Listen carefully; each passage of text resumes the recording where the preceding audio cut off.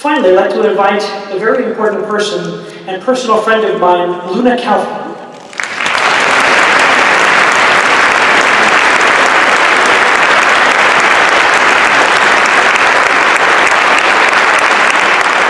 It is my pleasure to dedicate tonight's program to Ms. Kaufman, a lifetime messenger of peace. I've had the blessing of working with Ms. Kaufman on a number of projects and getting to know her and becoming a friend, and it's an honor that she's here tonight, and she's a great inspiration to me and to this program tonight. Luna grew up in Krakow, Poland, and spent her teenage years in 3 concentration camps, ending in a death march. After World War II, this courageous woman went on to receive a bachelor's degree in musicology in her native Poland before moving to New Jersey, raising a family and becoming a leader in her community. Her list of accomplishments are so many it would take a long time. I'll give you a few of the salient points. She was the first female president of Temple Shalom in Plainfield. She was a charter member of the New Jersey Holocaust Commission. She's a former president of the Sister Rose Tharing Fund. She was the co-chairman of the Liberation Monument Committee of Jersey City, former president of the New Jersey State Opera, holds an honorary doctorate from Seton Hall University, and many, many, many more. I met Ms. Kaufman after I conducted Porgy and Bess in 2009 down the road in Symphony Hall. We had lunch, and we talked for about 3 hours, and it started a very, very special friendship. After that, we worked on the opera Brundibar together, which was written in Theresienstadt, and this tells the story through children. And that was the first of a very powerful musical friendship. After Brundibar, we sat down many times and talked about how music has that ability to break down divisions, to unite us, to find our common purpose. And it is my pleasure that this concert came out of many of those conversations. Luna is an example of the power that one voice can have to make a change in society and to make the world a better place. I'm going to have Luna say a few words. Luna Kaufman.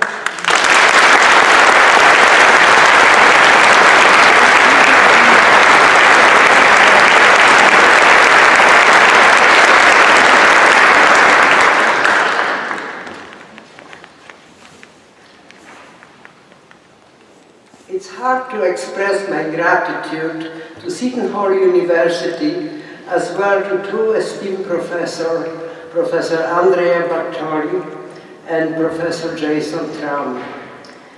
Hearing the Arnold Schoenberg piece in the second part brings very, very real memories to me.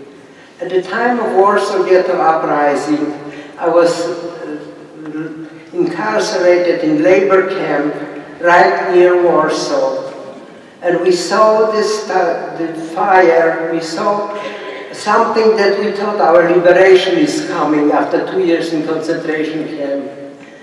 But unfortunately, the owners of the factory had an investment in us. They paid few dollars per head to have us as their slaves. And they would not leave us behind when the other army entered. As a result, they shipped us to Germany, to Leipzig, to work in their factory, again as slave laborers, where we spent another 2 years.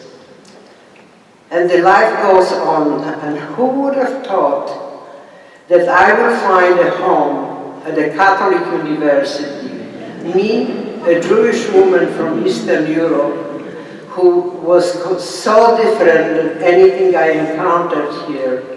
Yet we joined hands, and I found not only the home that embraced me, but also people who were really following the same road that I did. And we are all working together toward reaching toward each other. Holocaust was not only a Jewish issue. Holocaust is a human issue, and there is still a lot of oppression. And we're live. Welcome to Music Matters 2020.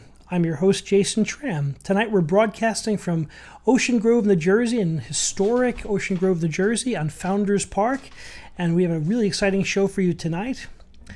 I'm delighted to welcome you to our podcast community. On Music Matters 2020, we take you behind the curtain on artistic conversations with distinguished members of the performing arts community, and you get to join in the conversation. Be sure to chat in questions, hit that chat feature and make sure to become part of the conversation. Your participation helps us and guides us, and we find great inspiration on hearing the voice of people who are out there as well. This is the new podcast, and we're excited that you're joining our community. Please remember to subscribe to us right there on the page. Just subscribe on YouTube and hit that bell for the most up-to-date information on upcoming guests and topics. Also like us on Facebook and visit our website at jasontram.net. We have an exciting event tonight. Our program is called Back from the Brink, and we're going to deal with some of the most profound catastrophes in the last in recorded human history. Most notably, we're going to look at the bubonic plagues of the 14th century, and also we're going to look at World War II, two events that changed humankind and recorded history. And we're going to look at how music and the arts can help to heal those tremendous social catastrophes. I've got two wonderful guests today, and I'm so excited to introduce one of our guests, Luna Kaufman. This is actually the first time we've had three guests on our program, myself and two distinguished guests. We've only had one on the previous examples. So Miss Kaufman grew up in Poland and was born in 1926 into a large fourth-generation family in Krakow. Her father was a businessman and her mother was an accountant. Luna completed primary school in Krakow and before the outbreak of World War II. When the Nazis invaded, her family was first expelled from the city, and soon Luna, along with her parents and older sister, were forced into the Krakow ghetto and subsequently interned in 3 concentration camps. Shortly thereafter, her father and sister were deported to Auschwitz, while Luna and her mother spent the war years together. Sadly, Luna's father and sister perished in the camps, along with 70 members of her family.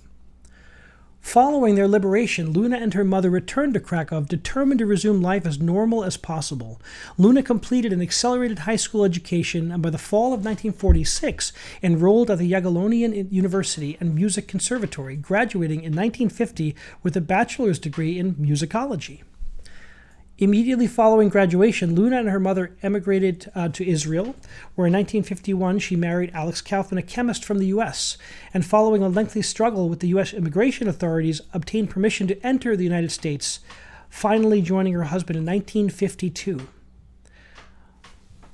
It took 5 years for Luna's mother to obtain a visa and to be reunited with her only surviving daughter, finally coming over in 1957, right at the time of the birth of her twins, Mark and Irene.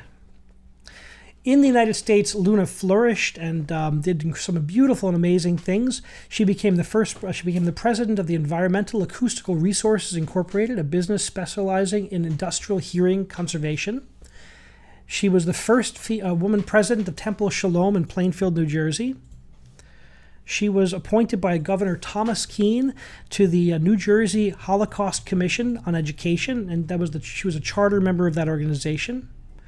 And she served as the president of the New Jersey State Opera and has a list of accomplishments so long that we're not going to get into them all today, and maybe we can look at some of those in a bit. She was the past chair of the Sister Rose Thering Endowment at Seton Hall University, where she holds an honorary doctorate. And her recollections have been videotaped for several archives, including Yale University, Kean College, the U.S. Holocaust Memorial Museum in Washington, D.C., and Steven Spielberg's Survivor of the Shoah Visual History Foundation. There's a wonderful book called Luna's Life, which Luna wrote and delves deep into her life and to her experiences, and I encourage you to get a copy and learn all about this amazing human, and I'm delighted to say a very dear friend of mine. I'm going to bring one more. Here's a quote from the Jerusalem Post. Luna's life is a poignant memoir to a strong and determined Holocaust survivor who makes remarkably significant contributions to Jewish and Christian communities and to Jewish-Christian dialogue and mutual understanding in the post-war period and until this very day. Rather than remain bitter, Kaufman felt that her wartime experiences sparked a need to teach tolerance and mutual respect. And that sums up Luna's very, very wonderfully. Welcome, Luna Kaufman. It's a pleasure to be here. Thank you so much for inviting me. We're delighted to have you on tonight, and I look forward to hearing some of your wonderful stories and about how music has influenced your life, and we're all looking forward to that very much. Also on our program is going to be Dr. Paul Christiansen, who is a musicologist specializing in Czech music and the use of music in political advertisements. He has provided commentary for the BBC Radio 3 on the sesquicentennial of Leos Janáček's birth and has done interviews in the Czech language with Czech Radio 2 in Prague. His research has been featured in newspapers and on the radio both in New England and the greater New York area. Most recently, he was heard on NPR stations on an academic minute in which he discussed music in the 2016 presidential campaign ads. And I'm sure that research is going to come in very handy as we get gear up for another presidential election. His research has been supported by fellowships and grants from Fulbright, the American Musicological Society, and many others, and his work has appeared in the New Grove Dictionary of Music and Musicians, Journal of Musicological Research, and Journal of the Society of American Music, just to name a few. He's released a book recently called Orchestrating Public Opinion, How Music Persuades in Television Political Ads for U.S. Presidential Campaigns from 1952 to 2016, published by the Amsterdam University Press. Currently, he teaches at Seton Hall University and has taught at universities in California, New England, and the Czech Republic. And most recently, he's translating the work of a catalog of works for the Czech composer Pavel Haas, a student of Leos Janáček, a composer who was at Theresienstadt and later murdered at Auschwitz in October of 1944. So we're delighted to have Paul with us today. Paul, welcome. Thank you. I have to say I'm fairly starstruck being here with Ms. Kaufman and with yourself. So it's a pleasure to be here. Well, Paul, one interesting note, I know that in the past we've discussed that you were actually a participant on the show Jeopardy! Is that true? Yes, unfortunately, that is true. Delightful. I don't know how that got out. I certainly didn't. Well, you're the only one who's been on that show, so that's wonderful. So now we're going to dig in. Let's start our conversation with, let's go back to the Middle Ages. It's around the year 1350, and the Black Plague has hit Europe and is ravaging the European society. And Paul, let's start. What might have that looked like to society back then? What are some of your thoughts on what that meant to people living back then? Well, you have three people claiming to be Pope. You have John Wycliffe, who was starting to question certain practices of the church, church corruption in general, and sale of indulgences in particular. You have the 100 Years' War going on between English and France. You have gross wealth and income inequality at this time, which is not, and this is a time of feudalism. And I could mention that there's also a book that was published last month called The Coming Age of Neo-Feudalism, where one writer theorizes that we're approaching again feudal levels of wealth and income inequality in this country. It's an interesting argument to be considered.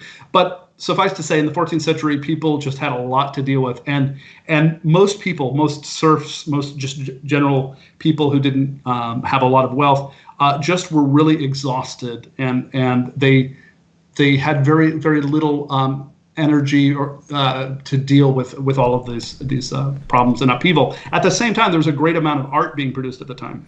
So it must be a signature of humanity that we produce art under the most extreme circumstances to react to what we're going through. So we see some incredible developments in this period. We see Guillaume de Machaut's first continuous 5-movement setting of the polyphonic Mass. How about in literature? You mentioned some really interesting literature developments. Yeah, so to go off on your idea of Machaut was the first, as you note, the first composer to compose a complete mass ordinary of all five movements, Kyrie, Gloria, Sanctus, Credo, Sanctus, and Agnus Dei, which composers had just up to that time composed a movement, and then you just kind of stitch together some kind of mass. But he did it as a unified element. Yeah, that's a great point. So other art that was going on at the time. So there were isorhythmic motets that were going on at the time. Guillaume de Machaut is one. Another one would be Philippe de Vitry, who was writing those types of things. I took a whole seminar in graduate school on the medieval motet, and we did nothing but de Vitry and Machaut, so I have a fair amount of that in my background. And then Guillaume Dufay is another one who was writing isorhythmic motets around this time. So their isorhythmic motet is a medieval type of religious piece with words to it that has certain repeating melodic patterns and repeating rhythmic patterns that don't necessarily line up. But that's what an isorhythmic motet was. And that's part of what was a brand new way of writing music, which was called ars nova, the new art, right? So that was going on at this time. In literature, you have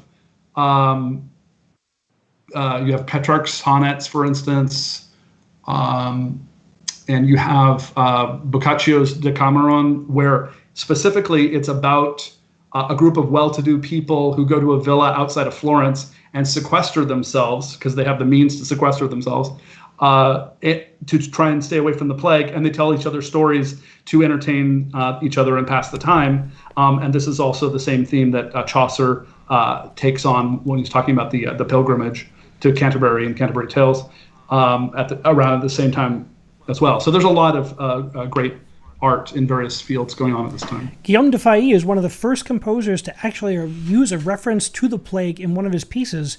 In Latin, he wrote in a piece that he dedicated to Saint Sebastian, who was considered like the unofficial patron saint of the plague and healing. If you wish, you can make this plague stop.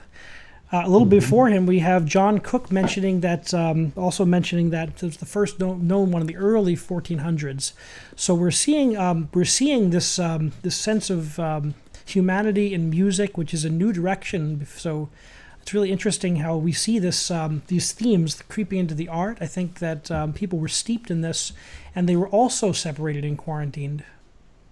Right. Yeah. And Saint Sebastian was the specific saint that to whom the appeal was made to release us from this plague. And yeah, I actually printed out the text for Saint Sebastian because I was thinking about that particular one. And yeah. So it's to continue on what you said. If you wish, you can make this plague stop and obtain this from God, because it is well known to many that you have this boon from Him, and so on. So it's really it's a powerful piece. It doesn't come off as particularly mournful. This piece, it doesn't. But the text is pretty straightforward. Certainly. So, what might we have seen in terms of music during this period? What might it have looked like when people were creating music during these extreme circumstances? What might that have looked like?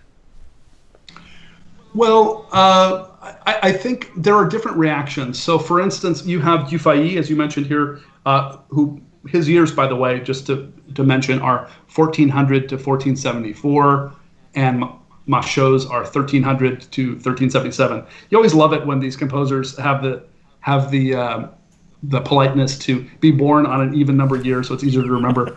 But yeah, so Dufay openly talks about the plague and the pestilence. Like, he openly talks about it, whereas Machaut has a different take on it. From his letters, you can definitely see that he's very deeply disturbed by what's happening with the plague, but it never comes into his music. So maybe that's a little bit of an avoidance, or music as escapism.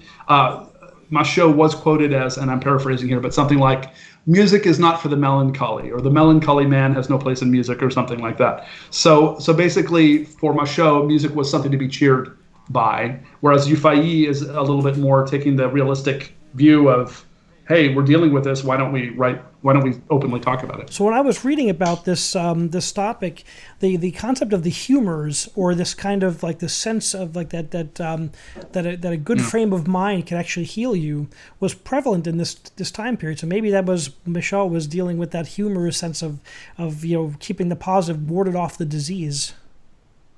That certainly makes sense to me. No.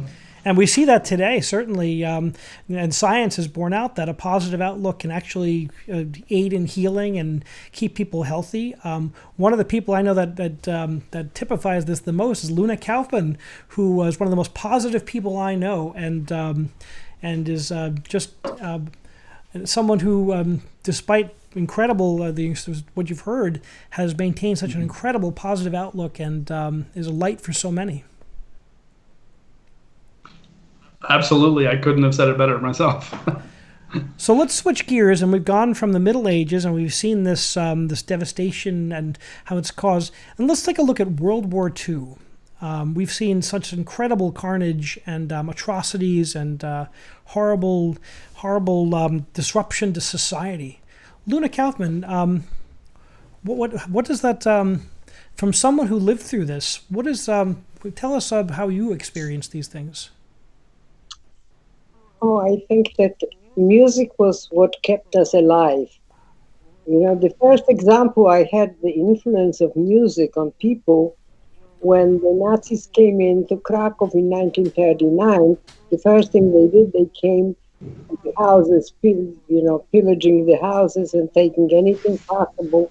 And they entered our house and they saw this beautiful grand piano standing in our house. I started playing when I was 7 years old, but we had our cousins who were escapists in Poland and they were living with us, and one of them, Oscar Hilfstein, was a fantastic pianist and a great singer.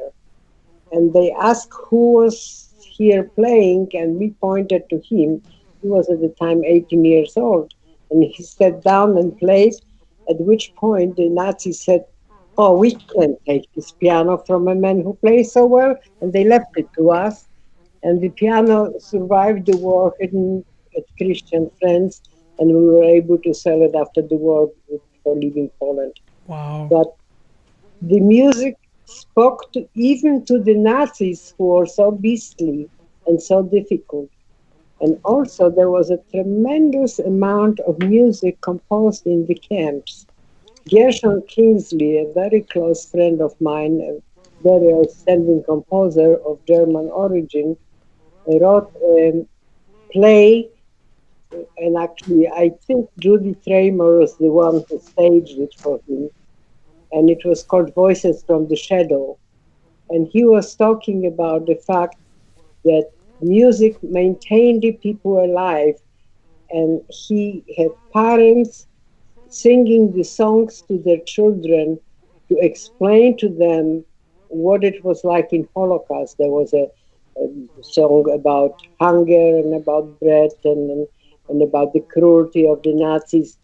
And somehow it lessened the trauma by just telling the children about what it was, and yet they were informed and they understood that you do not treat people in this manner. And that was a very, very powerful way of dealing with it. I understand that there is now an Italian musicologist who is collecting all the music between the Czechoslovakian music from Theresienstadt and the other ones in concentration camp, and putting them all on paper now so it can be used and people will understand Holocaust better. I feel that you don't teach Holocaust as a trauma. You teach Holocaust as a lesson to how we should behave to our others and how we should unite and how we should be tolerant of others and how we should really stretch out a hand, because there is no boundaries between us. You know, we are all different. We have different colors. We have different shapes. We have all kinds of differences. But we still basically are human beings underneath the skin, and it's necessary that we unite and act together. So, such powerful words and such powerful thoughts. Thank you so much for sharing that. It's amazing. Did you know any of the composers? Did you meet any in your travels? Yeah, the strange thing is that the songs were in million different languages. And there were some Polish songs, and Gershon asked me to translate them, and I opened it, and this is by a friend of mine who was with me in the camp, and who became then a very great scholar and became a professor at Harvard, and wrote books, and the creativity of people who were in the camp was just unbelievable.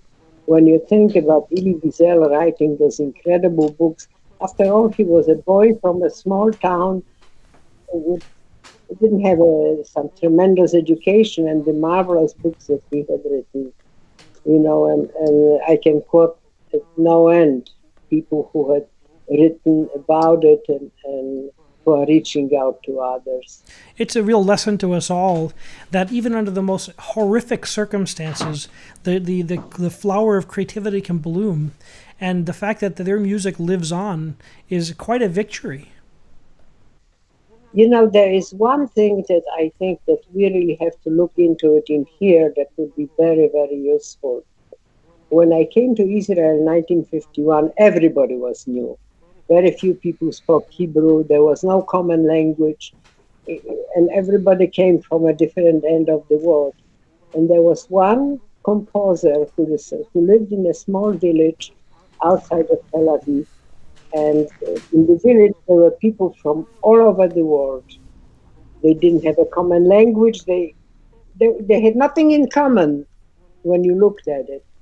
So he decided to form a chorus and selected the different nationalities and asked each one to bring a native song of that country, and taught the whole chorus everybody's songs and everybody's melodies.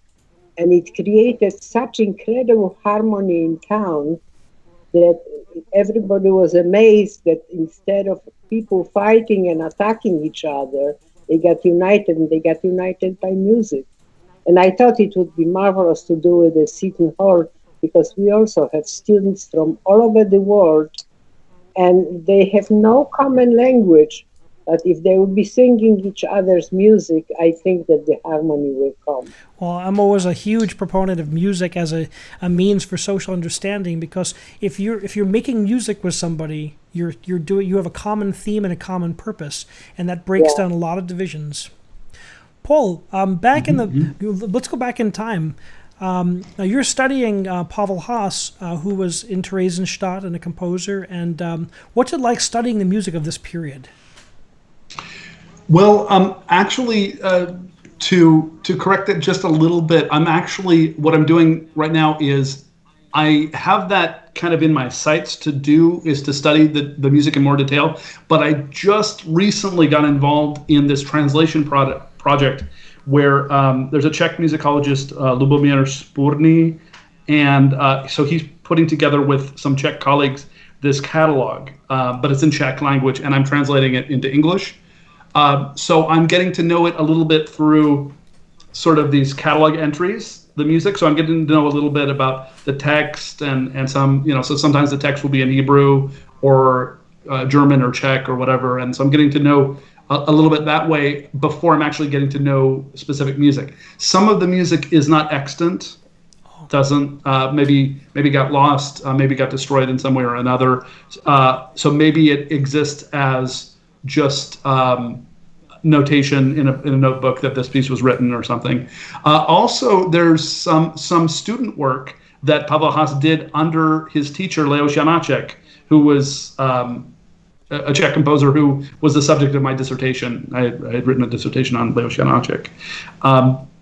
But yeah, anyway, so to get back to the question, I don't yet know enough about it. It's just something that I'm starting to get into. I can tell you one musicologist who immediately leaps to mind, an American musicologist who knows actually a lot about music of Theresienstadt and of music in concentration camps in general is Michael Beckerman. He's done a lot of really, really important work on this, on Gideon Klein, Hans Krasse, Viktor Ullmann, and Babel Haas. So he's a guy to look into. No, I was delved into this music when I met with Luna Kaufman. We met up, and she had this idea that to do this Brunderbar production, she brought me with a brilliant director who was her son-in-law, who was this brilliant director who came together, and we did a production of Brunderbar.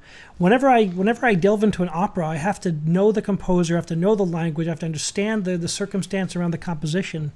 And for a beautiful, simple, seemingly simple opera, it really moved me in profound ways. When I read about the orchestral players, they had to make the orchestra out of whatever instruments they could find. So if they didn't have strings on the guitar, they would leave that out. If they didn't have the strings on the piano, they would redo. They would adapt. They would change. They would use the instruments they had and continue to make music, and really powerful. Luna, how yes. How did you get involved with Brunderbar? About the Theresienstadt music, it's so strange that we are two people from two different generations, and Paul and me both got involved in the music of Theresienstadt. The way I got involved in it was a very peculiar way. Somebody just brought me news that Ella Weisberger, who was a child performer in the Brundibar in Theresienstadt, was alive, and she was very much interested to speak about the opera. And I didn't have where to put her or anything. And I was lecturing on something totally different because I was involved in building a monument to American liberators. And I was invited to military base in Monmouth, New Jersey, to the Officers Club to have a lecture on building the monument. And when I finished, they said, "Are you working on something else?" I said, "Yeah, but you wouldn't be interested in it." So he said, "No, try us." So I said, "I'm working on an opera for children, and it's called Brundibar." "Oh, we're going to bring it to the Officers Club. We have a great stage." And they brought us in, and we had then a director who had done it, a designer, and he was from Argentina, was not permitted to come on the base, so we had to get off the base.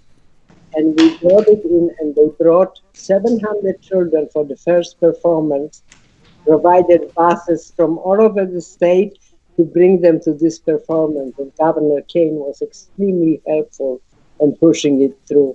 So music always made an inroad and reached, as you know, Paul, how strong.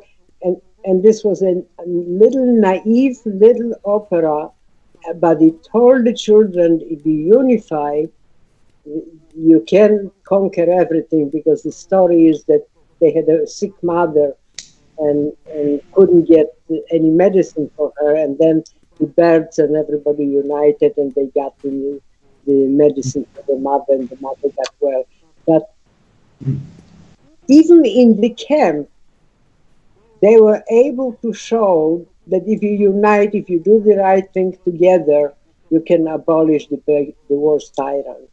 Right, and that's another dimension that is, I just wonder at, and I just can't get my mind around, is how do you address something so serious like this with children? It's so tremendously heartbreaking. I think of that film. I think it was called Life is Beautiful from 1998. If I'm getting it right, where the main character makes, like, he's getting these horrible things happening to himself and to the family, and he plays it off to the children as if it's all a game, because he wants them to have a happy life, and he wants them to, and to not have to grapple with these things in a way. And it's really, it just really makes me think about that. Could you say something about that? I'd really like to hear your perspective. Yeah, it was. I can't say that I was really looking toward the children, because I was a child myself at that time. but we always united around music. Music somehow broke the barriers between us. When I was in Leipzig, the camp was already, this was a big factory, and we were a possession, like the slaves are, a possession of the factory that we worked for. As a matter of, a friend of mine wrote a book, and there was a sheet of prices, how much they paid for each one of us. It was like pennies. And but they at that camp they had a French barrack, they had a Russian barrack, a Jewish barrack, a Polish barrack, Hungarian barrack, all those. And every holiday, each one of the nationality that was observing some kind of a holiday at that time would march through the hallway singing the national songs of that nation. And it made us feel so united. It made us feel so supported. You know, when you looked in the mirror, you didn't look like a human being anymore. You know, emaciated, and people were a little neglecting themselves too. But having the music and having us united made us feel like human beings all over again. And we underestimate the power of music, and I'm always very upset when I hear that the first program to go when they fighting with budget is the music. I couldn't, you're speaking my language. I couldn't agree more. I mean, after all, the ancient Greeks had music as part of the quadrivium. It was the basic education you had. It was different ways of measuring number. So arithmetic, geometry, astronomy, and music. And it was just a part of the basic education. The Romans later added grammar, logic, rhetoric as part of the trivium there. But it's absolutely basic. It's absolutely essential, and it's human to make music. And it is such a communal endeavor, and it brings people together. And even if you're singing from your balcony and other people are hearing, and other people are joining in and playing some drums or grabbing a flute and playing that, it really brings people together in amazing ways, and to get through some very difficult times. I was reading about the in the Renaissance they had singers on balconies performing, and then I see the same thing on YouTube. We see in Italy there were people singing opera arias in their balconies, and in New York City. So I think that that desire to express, that desire to pour out our emotions for ourselves and for our fellow man, I think that survives. I think that boy, it's heartening to hear that that even when things are absolutely the worst, we can maintain our humanity and our communities by keeping our music strong. You know, it's very interesting when you're talking what the music can do. When the Brundi Bar that Jason conducted was composed of two groups. The girls were from St. Mary's Academy from Watchung, and the boys were a boy choir from Newark, an all-black boy. And the difference in ages was tremendous because the girls were seniors and the boys were probably, I don't know, 10th grade, 8th grade, much smaller, much younger. And we were a little concerned how they would get along because the white girls from the Watchung had very little contact with the black boys. You should have seen the camaraderie between those two groups.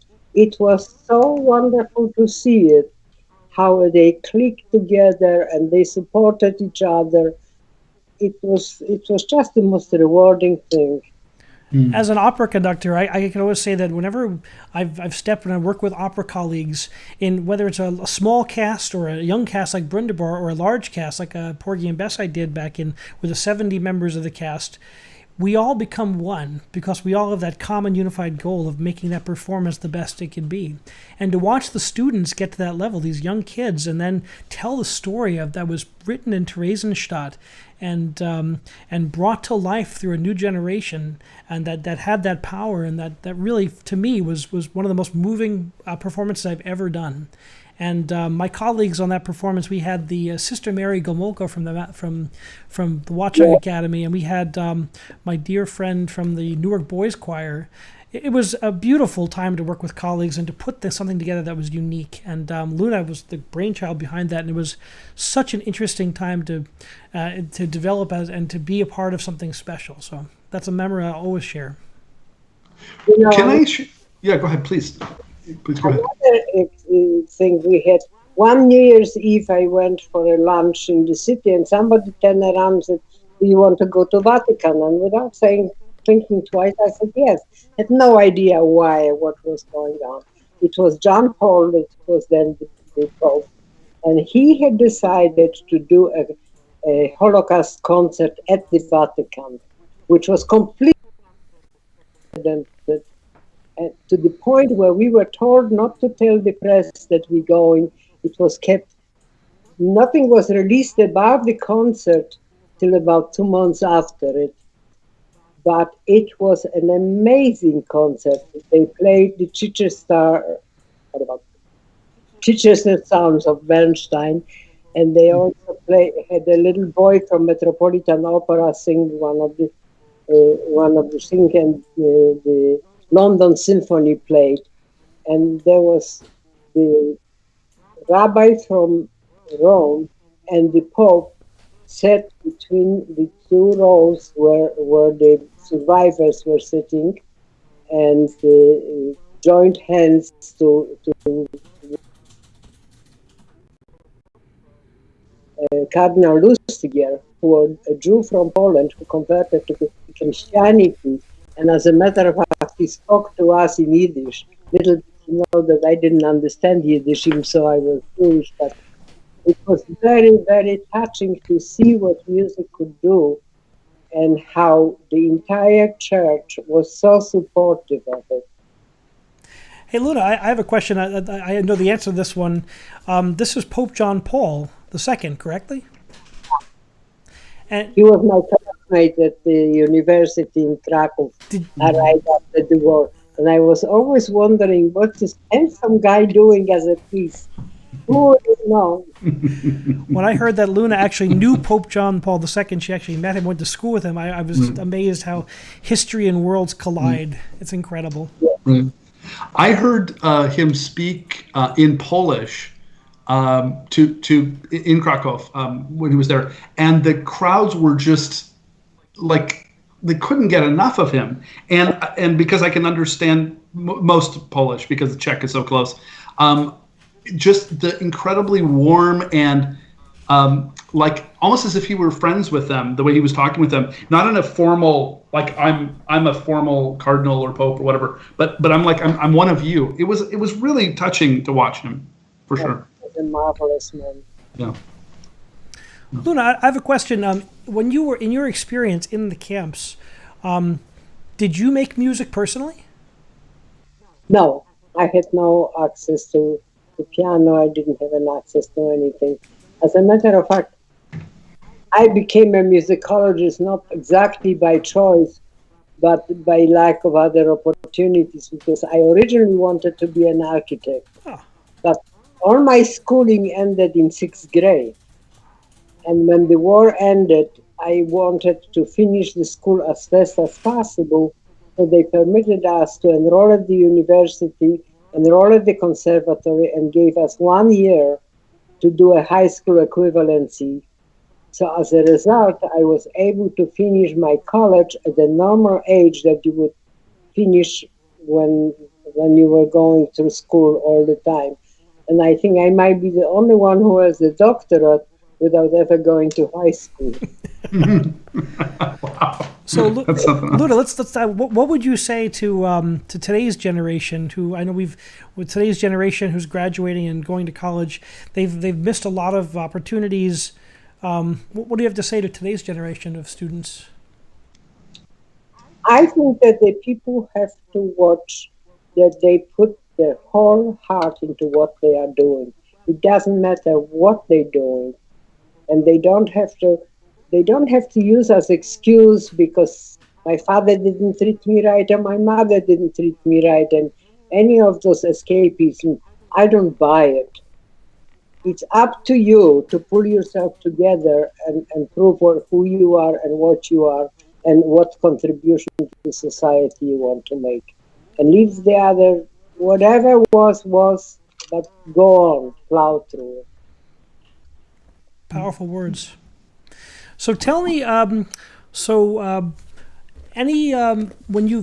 whenever you hear pieces that are associated with this time period, Luna, what's it like to you to hear pieces like, I know we collaborated on the Survivor from Warsaw of Arnold Schoenberg, and that was the first time I've ever conducted Schoenberg in front of an audience, and to learn that piece was so profound and so powerful. What's it like to you to hear a piece like that? Yeah, for those who don't know, it was a very interesting project because I was working with Nathan Rappaport, the sculptor of the Warsaw Ghetto Monument, who is now one of the most important monuments in Poland. And both the Willy Brandt and the Pope, everybody was kneeling in front of it in recognition of the Warsaw Ghetto uprising. And it was just wonderful to see that one day Rappaport calls me up and he says, you know what, I hear that there is some music that was composed connected with my monument. What Schoenberg did, he took the monument of Rappaport and he used the sculptor's figure as puppets to illustrate what he was, the text. And I was fortunate enough that somebody from the Holocaust Commission was going to Poland, and his brother-in-law was a minister of culture in Poland, and he was able to bring me the film. And it is a marvelous piece. It's about 7 minutes long, and he talks about the atrocities of the war, showing the figures from the monument. It's very, very powerful. And I think that each time you hear a piece of music from that period of time, it really teaches you a lesson. It really tells you what this was all about in a much better way than you could ever explain verbally. As a conductor preparing that piece, you have to channel emotions and you have to study constantly. You have to read and to understand what these people went through. And I asked Luna many questions. We have had many conversations and lunches, and they're some of the most profound times in my life. And I've learned so much about my own humanity discussing these things with you. Thank you. I can only say that as a member in the audience at that concert, it was unbelievably moving to hear that piece performed, that Schoenberg piece, and then also to hear Ms. Kaufman talk at the end. You could hear a pin drop. It was absolute silence. It was everyone was cued into her and what she was saying, and it's just amazing because in one way, it seems like so long ago these events happened. And people need to be hearing these stories, and it's incredibly important. And Luna's mission to teach and to bring these stories to life, because they're not stories of a past generation; they're stories that are relevant today. This concept of working together, of common humanity, of finding that bridge to peace and to understanding, is just as relevant today as it was in 1944 and beyond. You know, there is a marvelous opera that also Gershon Kingsley had written, Raoul Wallenberg, about the Swedish diplomat who had rescued so many thousands of people and then disappeared someplace in Russia, and nobody knows how and when and what. But he was a real humanitarian. He would go to the railroad station when they were taking transport to Auschwitz and pull people out and save them. And people did such incredible things, and all we are focusing in is the atrocities. And we're not giving credit, and I feel that you have to talk about the positive things, because that's what you should teach people as an inspiration, rather than just teaching people the atrocities. I remember when we were in Krakow with Governor King, And I took them to where I was in the ghetto and showed them the quarters and everything. And the press asked me, how do you feel coming back to the ghetto? I said, I feel like a victor. I said, look at it. Look at the condition I was living in and look where I am now and how I live and how many friends I have and how we admire each other and how we work together. And it didn't scar me. It didn't leave me with the desire to really get after the people in this manner. A lesson to us all, to find our humanity and then to understand and to grow. Yeah, you have to. Otherwise, you're pulling yourself down into the gutter. Wow. Such profound thoughts and such and timely too. As we see such divisiveness in society today, and we see people angry at each other, and so much uncertainty. We can look to these lessons of the past and apply them, because if we don't apply the lessons of history, we're doomed to repeat them. So, Paul, what lessons do you see that we can take away that music can bring to today's society? And what pieces of music or what currents of society are you seeing this blossom into today? Well, I'm reminded of there was a particular fellow in Sparta in the 7th century BC. They had a plague there, a plague. So this is a much earlier time period we're talking about here.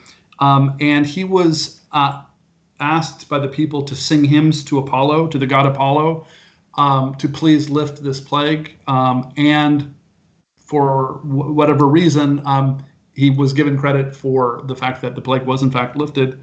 And he also, with music, so he was a poet, but expressing the poetry musically with the lyre or the kitara.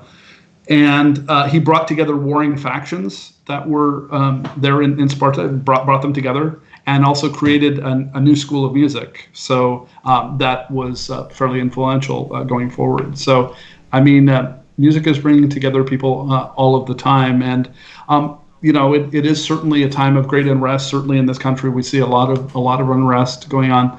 And to the extent that music can contribute to bringing people together, I think it's a good thing. Yeah, it's for sure. It's certainly a way for us to start to put our pieces back together. Right. I mean, if I may, one thought that occurs to me just now is that my research into the television political ad in the United States was a little depressing for me to write about it in a sense, because I was writing about how I felt political campaigns, and doesn't matter the party, were using music to manipulate people emotionally into voting a certain way, maybe against their interests, in a way. So it's not that I didn't like music, but I would, if I were king, I would almost wish for music not to be part of political ads, because look, we should discuss people's records. How have you voted?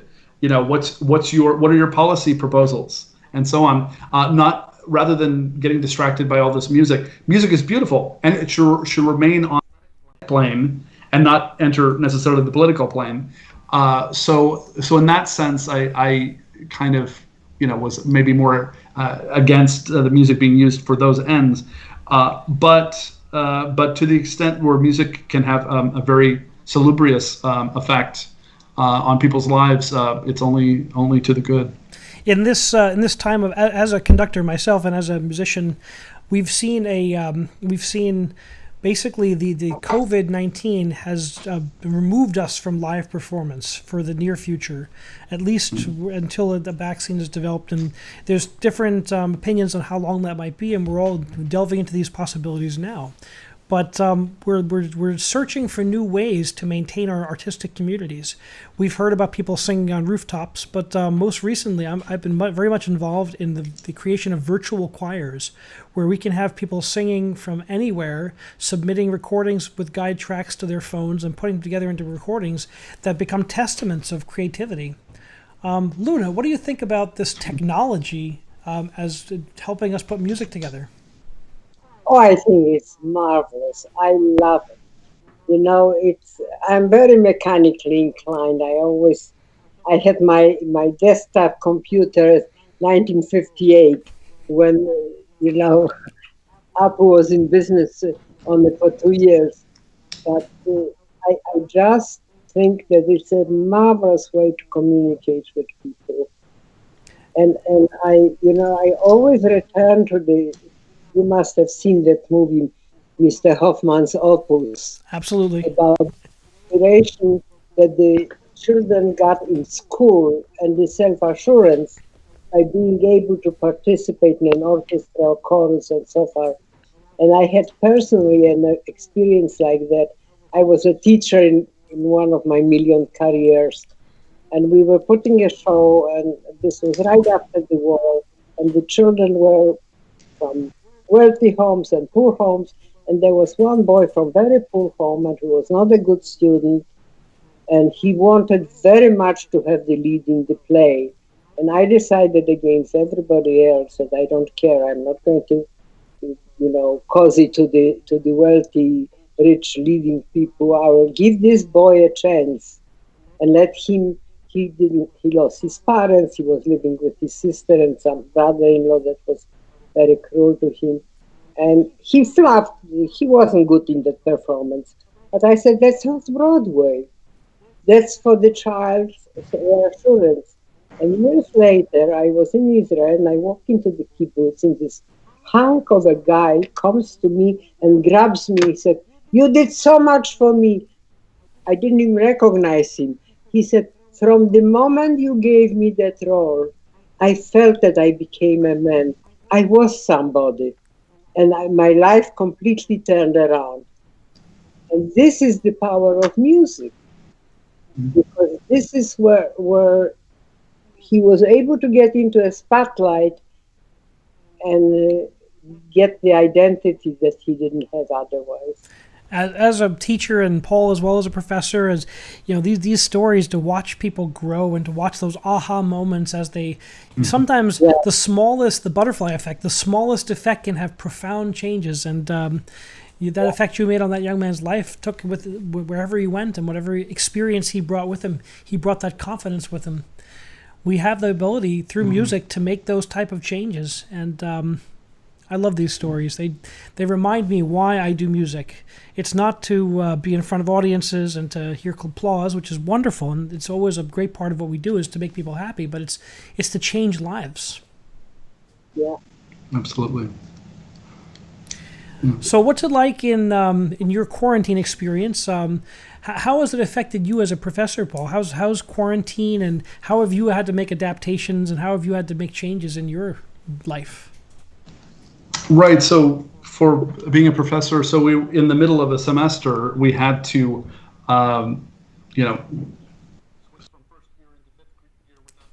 touch, as it were, to just try and find a way forward to teach remotely. And I have to say that I had a bit of a rough start. Excuse me. I had a number of technical difficulties that did hinder my classes a little bit. But I tried to put a good face on, and it took me probably a couple of weeks to kind of iron out the kinks. And then I was able to do it. Mainly what I did was I set up my laptop with the camera focusing on me at the piano, and I would just play through the examples in music theory, and then I would write on a whiteboard and show it to them, and so on. And so it worked. It wasn't totally ideal, but it worked, I think, and we got through it. I was teaching music theory 2. Which is the basics of music theory and connecting with ear training and that sort of thing. But it was, so I would say theory was the biggest challenge, because it's just, I experimented a little bit with using the online workbook and clicking on the music examples, and they would see the music examples. It was way too complicated. It was just easier for me to write it and to play it at the piano. It was just easier that way, right? So that's what I did. And so that was an adjustment. And then I taught music of Broadway and so on, and that was music and civilization, and that was easier to do remotely. one thing that occurred to me as well as I was just thinking of music building a sense of community is I was supposed to perform with two other people at the Seton Hall talent show. Talent show where faculty, staff, and administrators and members of the Seton Hall community perform. I was supposed to perform with two other people, but because we were remote, we had gone some time before we had gone off campus. So I performed by myself. So I played a song. I played Blue and Sentimental because I was the Seton Hall Blue and Sentimental for the Seton Hall Blue. So I thought that would be a good one to play. But it's just, this is a time, it was a difficult time. And so we were performing for each other in just a way of keeping up community. There's an incredible sense of community in the Seton Hall setting that I find incredibly wonderful. I've watched so many of my colleague educators at all levels, from elementary to university. I've watched so many of my friends delve into this online platform with no preparation.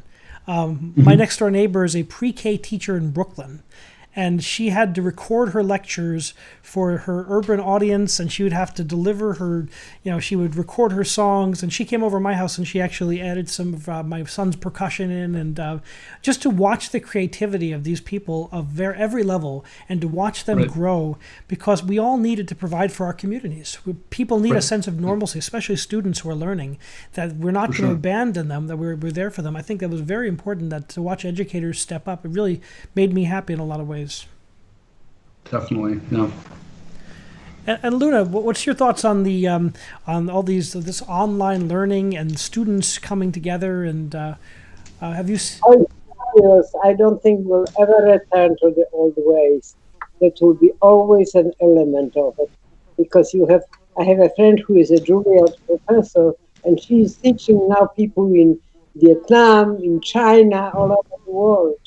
It's really wonderful. I enjoy it, and it's I'm personally very busy right now because I have decided that that's the perfect time, since I sit home so much, to put my video as an audiobook, my book as an audiobook. So, and I learned how to manipulate the whole recording and how to erase it and how to do things. So it keeps me busy. I think it's great. Here you are at your level. I'm going to say you're in your 90s, and you're engaging with technology. Yeah, no, I don't hide my age. I admit I'm 93. I'm not going to shave off anything. For what? I think once you get past a certain age, it's a badge of courage, and to hear that you're engaging with technology and you're doing new projects. I have to tell my audience that engaging with Luna is always inspirational. I think we feed off each other. She gives me ideas, and I go, "That's incredible! Why didn't I think of that?" We have to do that multi-ethnic chorus in Seton Hall. I think that would be a real smash. Well, this summer I've delved into. If you would have asked me 3 months ago what I thought about these ideas, I would have looked at you like you were crazy. But since then, I've done 3 virtual choir projects with 3 different ensembles, and I'm doing a whole season of them at Ocean Grove right now, where I've got people submitting anthems weekly, and we're editing them through my son's assistance as a technical person, editing them together, putting them into a recording with a video screen that's being premiered on a broadcast in front of thousands of people. So I don't think anything with this fast a turnaround has ever been done before. So we're kind of, every week we're trying to see, is that possible? Can we have 100 people on the screen singing at the same time with all the videos? We had to upgrade his computer to magnificent proportions in terms of video editing capabilities and internal RAM. And I'm not a technical person anyway. Anyone knows me knows I am technology kryptonite. So this has been I've been dragged myself kicking and screaming into this. But now that I'm doing it, I'm watching the effect it has on my community. The first virtual anthem we did at Ocean Grove had 54 people submit. 2 of them were from India. 1 was from Australia. We had to teach everyone the technology, how to use the guide tracks, the earphones, record with their cell phone, make a good video. But to watch the reactions, people watched it on the screen. People felt like they were there with us. And that made me happy. Wow, that's great. That's amazing. So what you're saying about including this at Seton Hall is certainly on the radar and is going to happen. You're going to see some sort of a hybrid approach to how we put music back together as we come back into performance, because live performance isn't going to happen right away, and we have to keep our communities engaged and moving forward.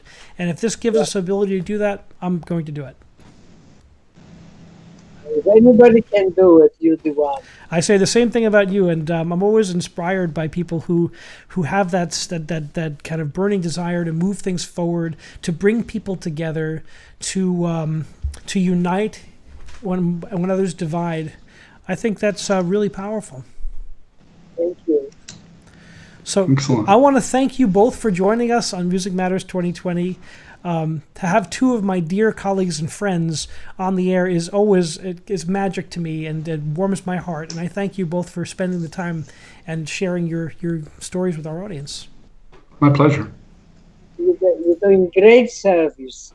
Thank you. Well, both of you, good luck with your continued work. Luna, good luck finishing up your audio book, Luna's Life, which comes out soon.